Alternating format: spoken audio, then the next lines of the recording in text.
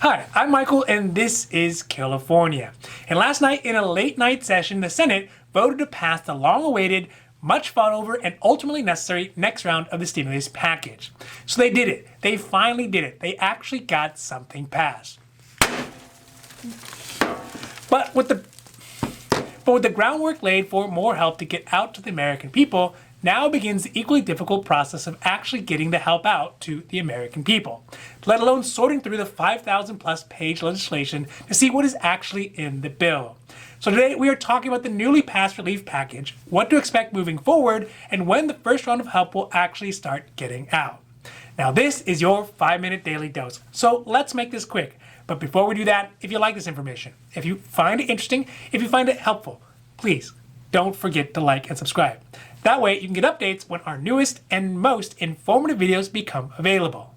With this bill finally passed, some of the most needed provisions like stimulus checks, unemployment benefits, and PPP money will be the first priority for the government to start working on to get out expeditiously. Of course, nothing can start until the president signs the legislation.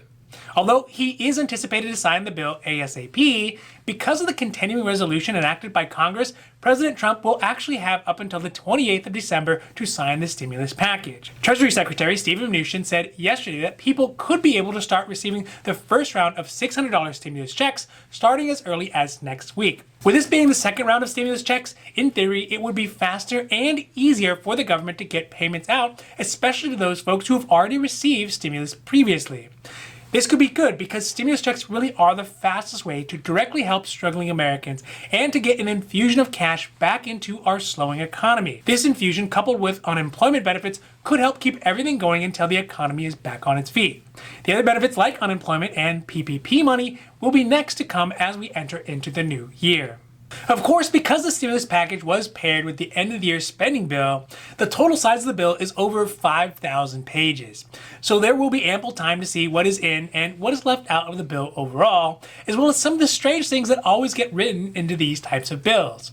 But the most popular provisions in this bill seem to be shrunk down parodies of the ones originally in the CARES Act.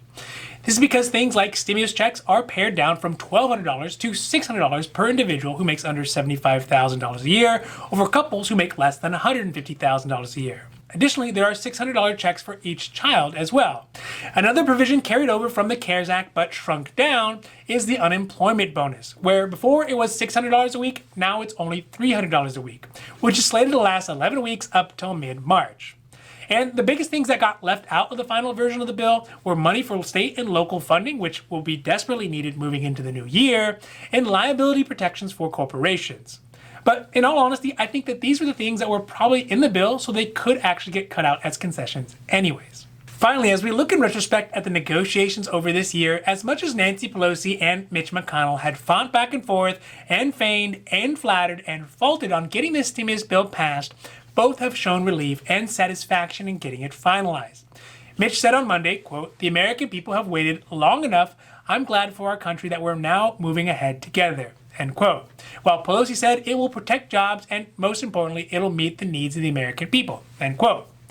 But the perspectives of what happens farther down the road with stimulus between the two congressional leaders is already starting to split. Mitch is couching his language in terms of finality, like this is the final step in resolving our pandemic problems, while Pelosi is already using her language to note that there will be more stimulus necessary and coming in the new year. These two counterbalancing perspectives already have the makings of yet another year-long fight that may not end with the same positive result as we see now. Overall, I think that it is fair to say that this bill cannot be the last form of stimulus that the American people will need before the effects of the pandemic are over. But unfortunately, as I look into my crystal ball and recount how much Mitch dragged his legislative feet for the entirety of the Obama administration, it appears less and less likely that something big like this will ever pass again.